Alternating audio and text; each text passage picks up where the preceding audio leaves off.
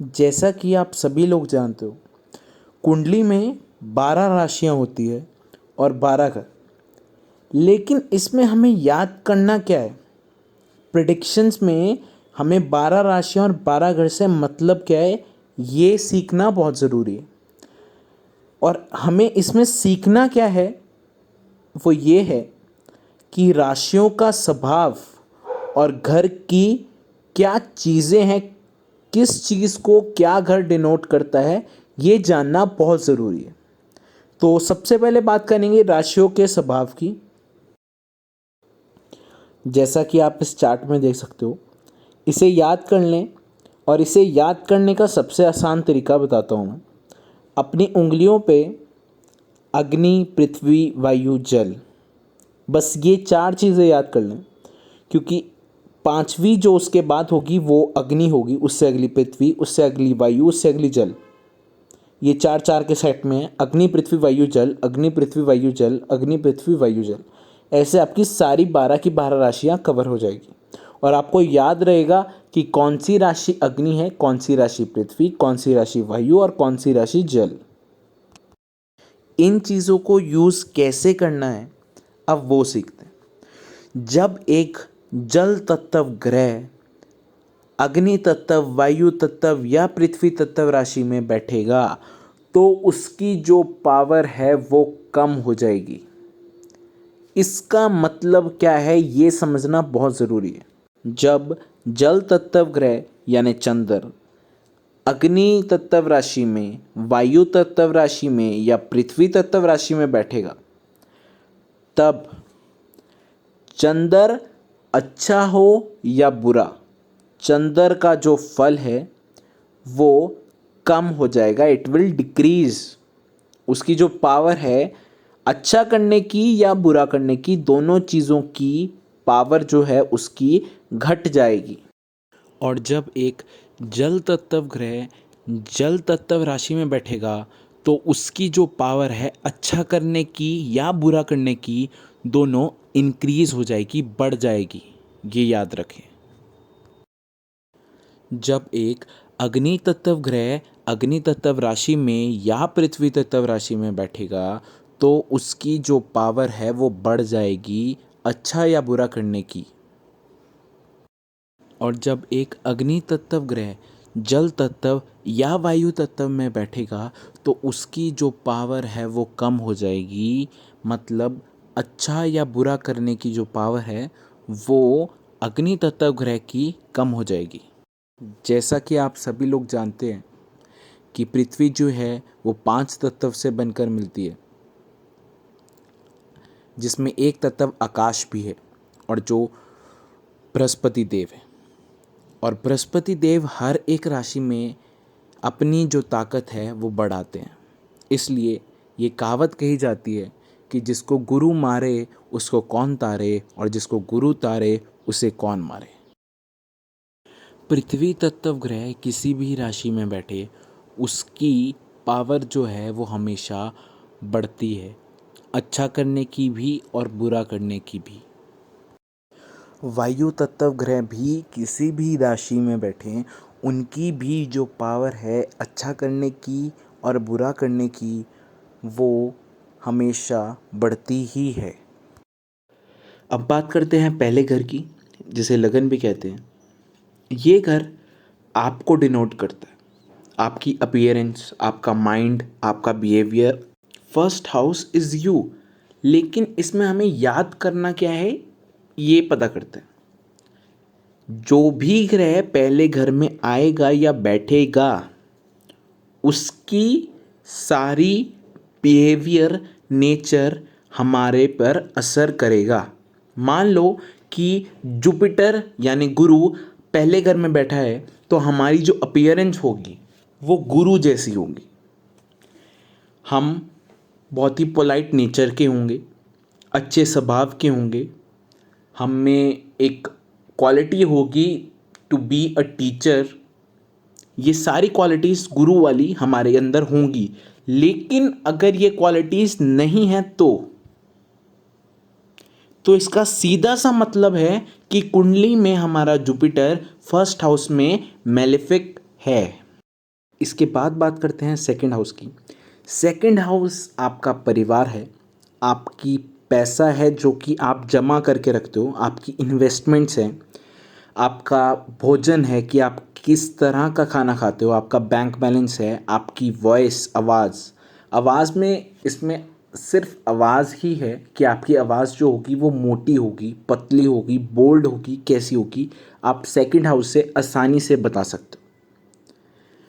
तो इन सब से भी हमें क्या समझना है वो ये है कि सेकंड हाउस में अगर शनि बैठ जाए तो ऐसे इंसान का जो खाना होगा वो हम बोल सकते हैं कि बहुत अच्छा डाइट नहीं लेता वो इंसान।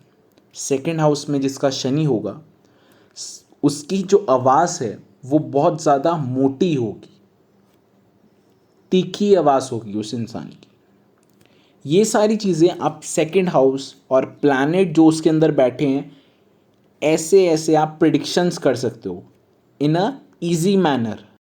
इसके बाद बात करते हैं थर्ड हाउस की। थर्ड हाउस आपका आप भाई बहनों का है, आपकी विल पावर का है, आपकी कम्युनिकेशन स्किल्स का है, आपके पड़ोस का है, आपके एटीट्यूड का है। अब मान लो मंगल तीसरे घर में बैठ गया तो ऐसे इंसान का विल पावर बहुत ज़्यादा होगा, ऐसा इंसान बहुत ज़्यादा हार्ड वर्किंग होगा, ऐसे इंसान के भाई जो होंगे भाई बहन वो उसके साथ कंधे से कंधा मिलाने वाले होंगे, उसका एटीट्यूड जो होगा वो नेवर गिव अप वाला एटीट्यूड होगा। ये सारी चीज़ें आप थर्ड हाउस से अच्छी तरह जान सकते हैं। अब बात करते हैं चौथे घर की। चौथा घर आपकी माँ, आपका घर, आपकी गाड़ी, आपकी नॉलेज, आपका पैसा, आपकी नेटवर्थ, आपके इमोशंस, ये सारी चीज़ें चौथे घर से। अब मान लो चौथे घर में चंद्र आके बैठ गया जो कि जल ग्रह है और जल राशि में बैठ गया तो सारी चीज़ें जो है वो बढ़ा देगा। तो हर एक जो चीज़ चौथे घर से सिंबल है वो सारी चीज़ें का सुख उसे सब प्राप्त होगा ज़िंदगी में। अब बात करते हैं पांचवें घर की। पांचवें घर से हमारे बच्चे, हमारी लव लाइफ, हमारे लव अफेयर्स, हमारी हायर एजुकेशंस, हमारी टीचिंग स्किल्स और टीचर्स। अब मान लो फिफ्थ हाउस में बृहस्पति आके बैठ जाए तो ऐसे इंसान के बच्चे तो बहुत अच्छे निकलते हैं लेकिन लव लाइफ और लव अफेयर्स उतने नहीं होते। हायर एजुकेशंस ऐसा इंसान प्राप्त कर लेता है बहुत सारी, अगर हायर एजुकेशंस प्राप्त नहीं करता तो बहुत सारी ऐसे इंसान को नॉलेज होती है और ज्ञान बांटने का बहुत ज़्यादा चस्का पड़ जाता है ऐसे इंसान को। अब बात करते हैं छठे घर की। छठे घर से हमारे दुश्मन हैं, हमारे मंथली वेजेस हैं। कैरियर में कन्फ्यूज़न छठे घर की वजह से होती है। चैलेंजेस लाइफ में, छोटी मोटी बीमारियां, भगवान की ब्लेसिंग्स और साथ ही साथ बिजनेस के खर्चे और हमारे अपने खर्चे जो कि हमारी अपनी सुविधा पे लगाए जाएंगे वो सारे के सारे छठे घर से होते हैं। मान लो बृहस्पति आकर छठे घर में बैठ गया तो आपकी मंथली वेजेस बहुत ज़्यादा हो जाएगी, आपके दुश्मन बहुत कम होंगे, आपका कैरियर में कन्फ्यूजन बहुत कम होगा। बृहस्पति अपने आप आपको कोई ना कोई ऐसी राह दिखा देगा ज़िंदगी में जिसको आप पकड़कर अपनी लाइफ में सेटल हो जाओगे। अब बात करते हैं सेवन्थ हाउस की। सेवन्थ हाउस आपकी मैरिड लाइफ, आपका लाइफ पार्टनर, आपकी रिलेशनशिप, आपका बिजनेस पार्टनर, आपकी अंडरस्टैंडिंग, दूसरे लोगों को समझने की, ये सब कुछ सातवें घर से होता है। अब मान लो सातवें घर में शनि आकर बैठ जाए तो इसका मतलब क्या है? मैरिड लाइफ में थोड़ी बहुत प्रॉब्लम्स तो आएंगी ही आएंगी क्योंकि शनि यहाँ बैठ गया। बिजनेस पार्टनर्स जो हैं उनकी अंडरस्टैंडिंग कभी नहीं मिलेगी, आपकी अंडरस्टैंडिंग दूसरों को समझने की इतनी अच्छी नहीं होगी, ये चीज़ ध्यान में रखें। अब बात करते हैं आठवें घर की। आठवें घर से हमारा स्ट्रगल होता है, मृत्यु होती है, बड़ी समस्याएं, बड़ी प्रॉब्लम और छुपा हुआ पैसा और छुपी हुई मदद, छुपी हुई पढ़ाइयाँ, ये सारी चीज़ें आठवें घर से होती हैं जो कि मतलब एनवायरनमेंट में इतनी इजी नहीं मिलती। वो सारी चीज़ें आठवें घर से डिनोट होती है। 9वें घर से आपका पिता और आपके पिता का कारोबार, आपके सोच, आपके लंबे यात्राएं, आपकी यूनिवर्सिटी वाली पढ़ाइयाँ, आपकी लक, आपके रिस्क, आपकी ज़िंदगी में एडवेंचर्स, भगवान, इन सब का जो रोल होता है वो 9वें घर से होता है। अब मान ले बृहस्पति 9वें घर में बैठ जाए तो ऐसा इंसान लक बहुत अच्छा होता है। ऐसा इंसान आम तौर पर बहुत ऐसा इंसान हायर एजुकेशंस प्राप्त करता है और साथ ही साथ उसकी ज़्यादातर यात्राएं जो होती है वो धार्मिक यात्राएं होती है और ऐसा इंसान भगवान में मानने वाला होता है। अब बात करते हैं 10वें घर की, जो कि सबसे ज़्यादा ज़रूरी घर है कुंडली में। अगर इंसान काम ही नहीं करता तो उसका लक भी किस काम का। अगर इंसान कुछ करता ही नहीं है, कुछ करने के लायक ही नहीं है, तो वो इंसान किस काम का। मेन चीज़ हर एक इंसान का जो सबसे बड़ा क्वेश्चन होता है वो है कि मैं कब कामयाब हो जाऊंगा। तो उसके लिए 10वां घर बहुत ज़्यादा ज़रूरी है और 10वें घर से ही आप पता कर सकते हो कि ये इंसान कुछ करेगा भी ज़िंदगी में या नहीं, क्योंकि 9वां घर आपका लक है और लक तब तक काम करेगा जब तक इंसान कुछ काम करे। अगर आप कुछ करोगे ही नहीं तो लक क्या करेगा। भगवान की रहम 6ठे घर से होती है पर लक 9वें घर से होता है, जो कि 10वें का 12वां होता है। ये चीज़ याद रखें। अब मान लो कि 10वें घर में मंगल बैठ जाए तो ऐसा इंसान जब पैदा होगा तो ऐसा इंसान कुल दीपक बन जाएगा, क्योंकि 10वें घर में एक महेश अगर कालपुरुष कुंडली के अनुसार देखा जाए तो 10वें घर में जो राशि होगी वो मकर बैठेगी, जो कि मंगल की उच्च राशि है। अब मंगल इस घर में बैठ गया तो वो कुल दीपक होता है घर का। जब वो पैदा होगा उसका घर अपने आप दिन प्रतिदिन तरक्की करता रहेगा और जब वो काम करेगा तो वो भी बहुत अच्छा काम करेगा, अपनी सारे फैमिली को उस पर नाश होगा। अब बात करते हैं खाना नंबर 11 की। खाना नंबर 11 मेनली आपकी इनकम से रिलेट करता है। आप कितनी तरीक़ों से पैसा कमा सकते हैं और साथ ही साथ आपके दोस्त, आपकी सोसाइटी, नेटवर्किंग, ये सारी चीज़ें 11th हाउस के अंडर आती है।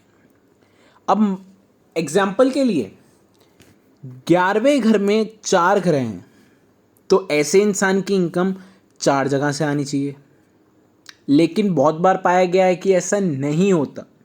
उसका कारण क्या है? अगर 11th हाउस में शुक्र है और 3 ग्रह कोई और है तो जो शुक्र है वो आपका हस्बैंड का रोल भी निभाएगा या वाइफ का रोल भी निभाएगा।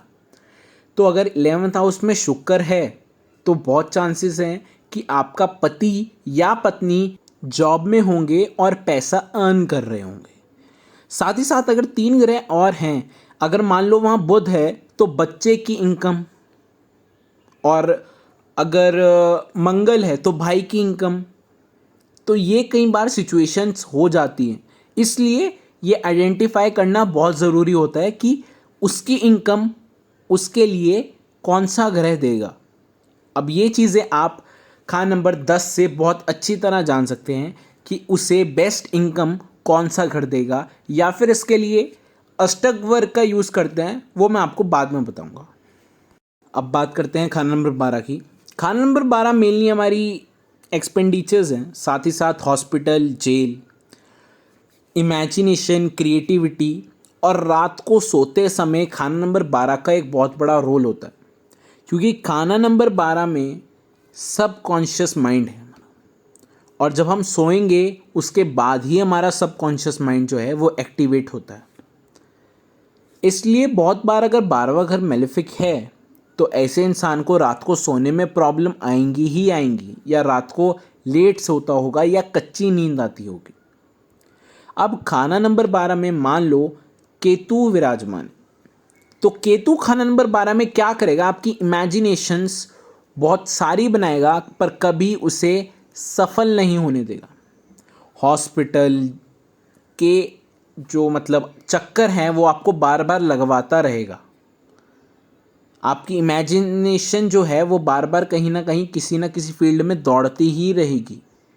क्योंकि केतु जो है वो 12वें घर में ज़्यादातर भ्रम पैदा करता है, जो कि एक ऐसी इमेजिनेशन में आपको रखेगा जो कि कभी पूरी नहीं हो पाएगी। आप उसके लिए हाथ पैर मारोगे, आप उसके लिए प्लानिंग करोगे, लेकिन कभी पूरी नहीं हो पाएगी।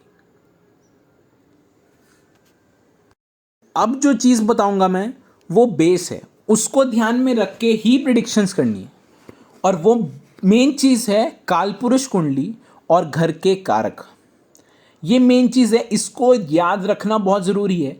राशि बाद में, घर बाद में, सबसे पहले कुंडली में ये कालपुरुष कुंडली और उन घरों के कौन कौन स्वामी हैं ये याद होना चाहिए।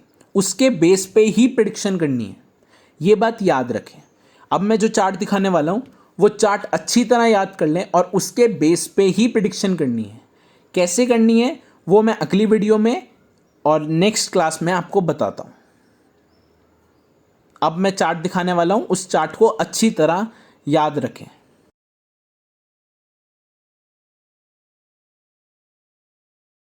इसमें जो मेन चीज़ है वो ये है कि इस जो कालपुरुष कुंडली है इसे बेस रखना है और कारक कुंडली को बेस रखना है। अपनी लगन कुंडली इसके ऊपर रखें और चेक करें कि कौन सा प्लेनेट कहाँ बैठा है, और फिर उसके बाद ये चेक करें कि वो आपस में शत्रु हैं या मित्र। उसके बाद प्रिडिक्शंस करें। बाकी सब कुछ मैं अगली वीडियो में ही बताऊंगा। आज के लिए इतना ही। धन्यवाद।